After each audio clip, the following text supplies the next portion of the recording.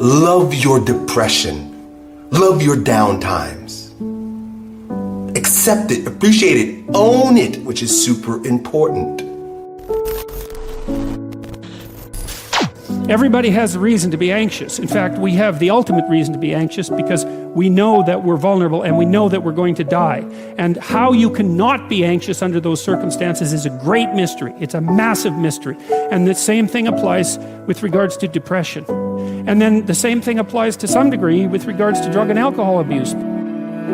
There's plenty of reasons to drown your consciousness in alcohol, that's for sure. We could refer to the aforementioned anxiety and depression, not least. And so, and the sorts of drugs that people are prone to take are chemicals that take the affective edge off the tragedy of life.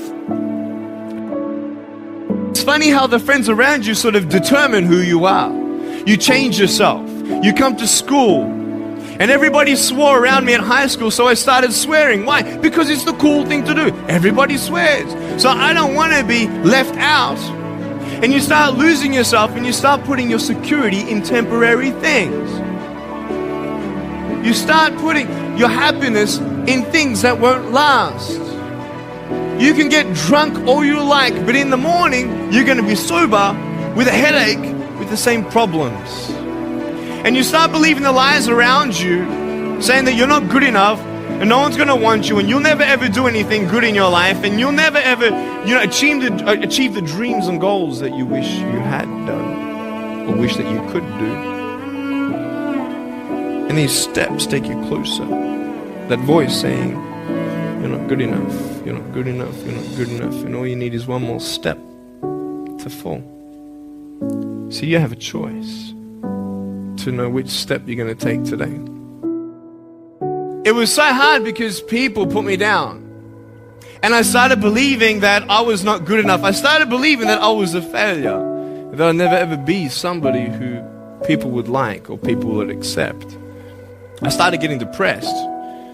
I thought, what kind of purpose do I have to live? I mean, are you just here to live to die? I mean, is there not a purpose for me? Is there not a purpose in life? There are some things in life that are out of your control that you can't change and you got to live with. The choice that we have, though, is either to give up or keep on going. I want to ask you, what are you going to believe? Are you going to believe in yourself? Are you going to believe everybody else's judgment on you? Are you going to believe people when they say that you're a failure and no one really likes you, no one really cares about you? What pain, what fears are kept inside. You don't have to hold on to those fears. You just take one step at a time. Not to say that one day these fears are just going to completely disappear, but can you forgive those who've hurt you? Because that's when healing starts. Every time someone puts you down, will you make a decision to bring somebody else up? Picture yourself in an open area. There's no buildings and there's no shelter, and there's a storm above you. And this storm represents the situations in your life. And you don't tell anybody what you're going through because first of all, they wouldn't understand. And second of all, they can't even help you anyway. You're in this storm and you're down on your knees and you're cold and you're weak and you feel like this is the end. Are you not still here? You are still here. You don't have to do this alone. But hold on to that person who you think might help you. And imagine them right now saying that they can't stop the storm right now, but they will hold you and keep you warm until the storm passes. Because when they hold you, the storm's still there, but it's okay. Because they're with you all the way. You got to recognize that it is logical that you're going to move through this state, because if you look around you, nature will show you that there are seasons. There are constantly seasons. It is very logical for spring to follow winter. Right now, if you find yourself in a winter state, it is very sequential for you to move into the springtime, then the summertime. Then guess what?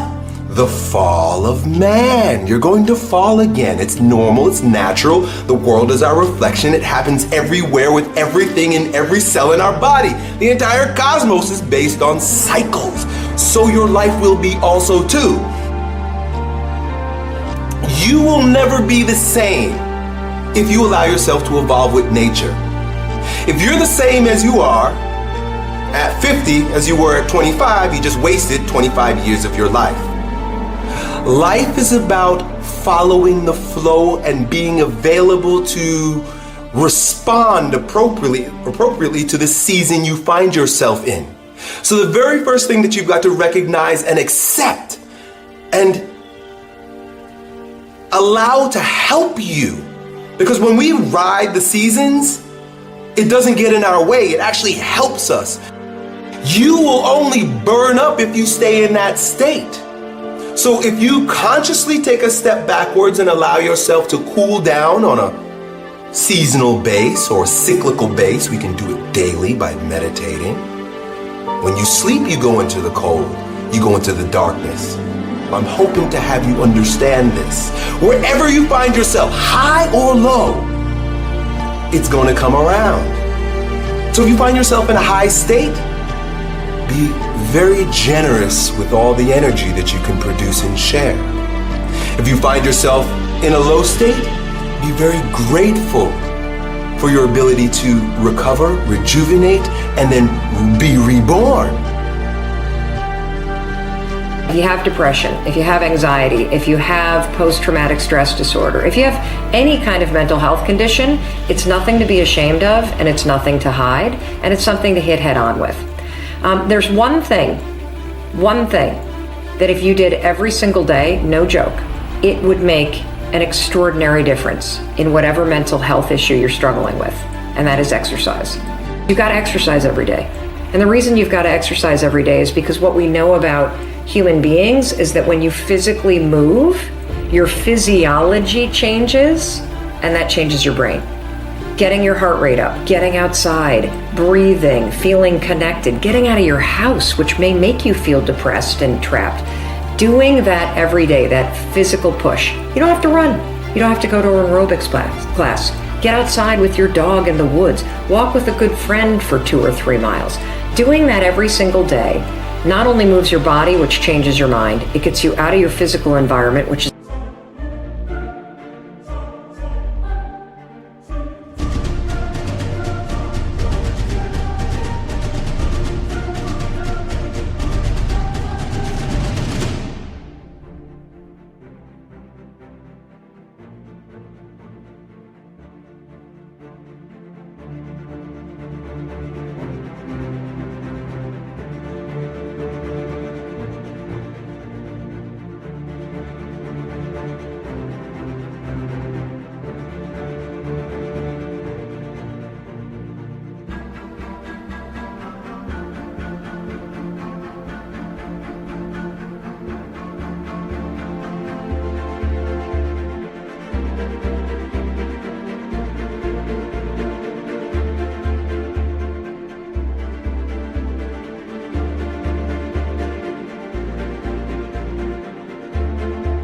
one of the things that people with depression tend to have a hard time doing.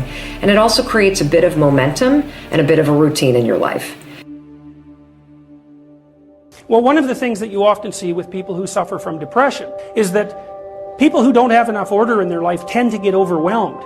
So for example, if someone comes into me and to see me and they say they're depressed, I always ask them a very standard set of questions.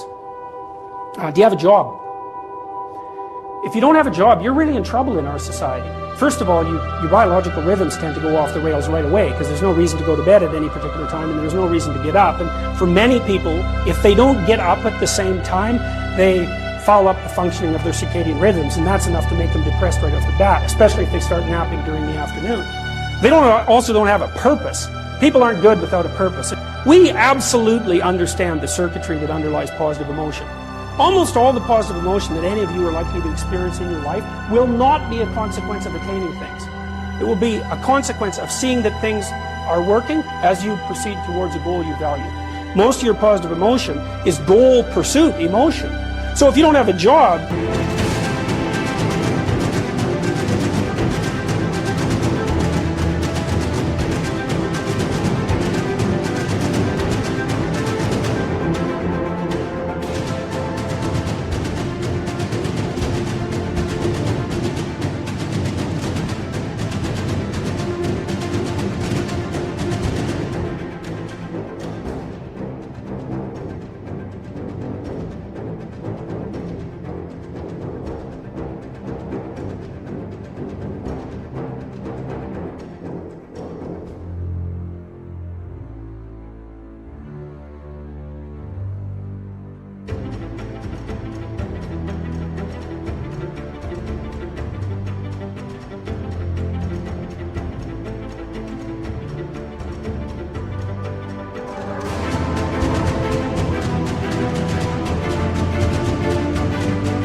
You got no structure, that's not good. Plus, you tend not to have a point.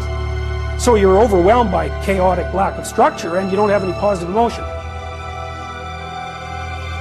Well, do you have any friends? So sometimes you see people who are depressed, they have no job, they have no friends, they have no intimate relationship, they have an additional health problem, and they have a drug and alcohol problem. You're so deeply mired in chaos that you can't get out because you make progress on one front and one of the other problems pulls you down.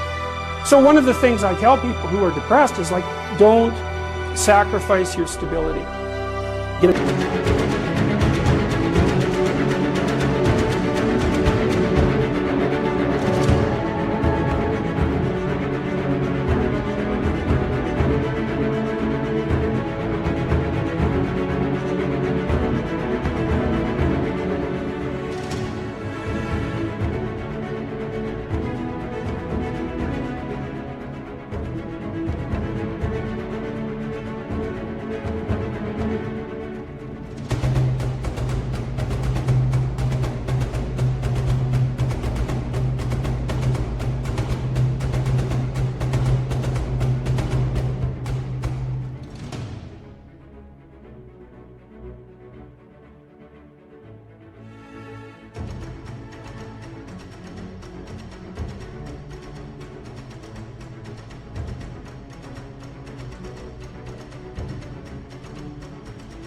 Job, even if it's not the job you exactly want. Get a damn job. You need a job.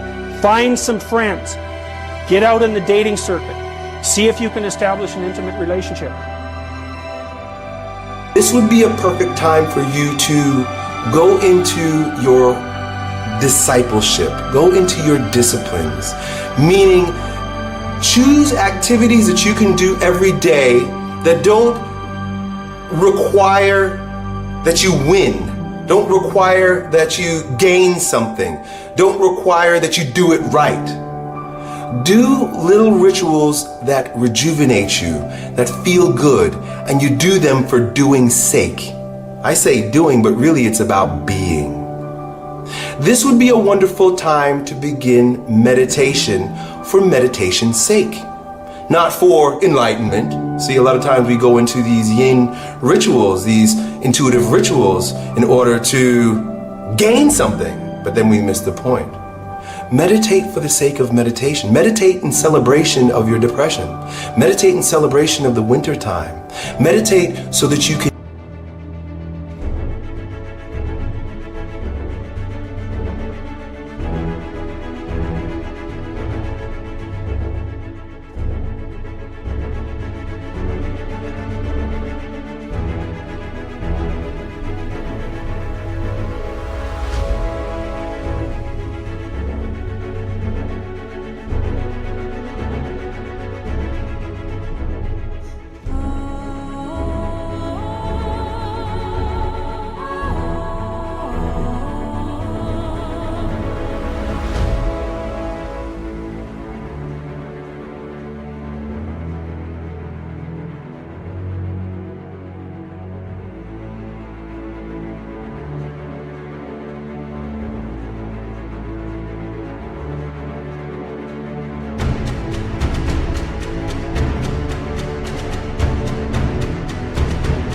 simply be.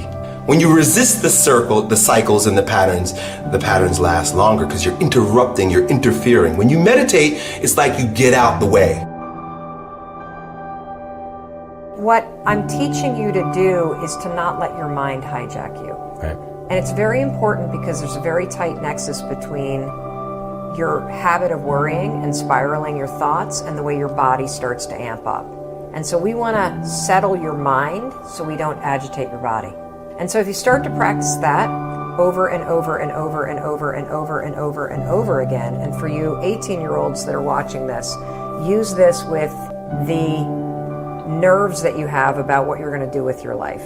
Worrying about what you're going to be doing when you're 25 or how you're going to make money, it's not going to help you make money right now. It's only going to make you miserable. Right. So 5, 4, 3, 2, 1, cut off that habit. Yeah. That'll stabilize your body, and then go to a vision of you at the age of 25, driving a car that you think is cool and hanging out with a friend that's cool and saying to yourself, I'm so excited because I know I'm going to figure it out.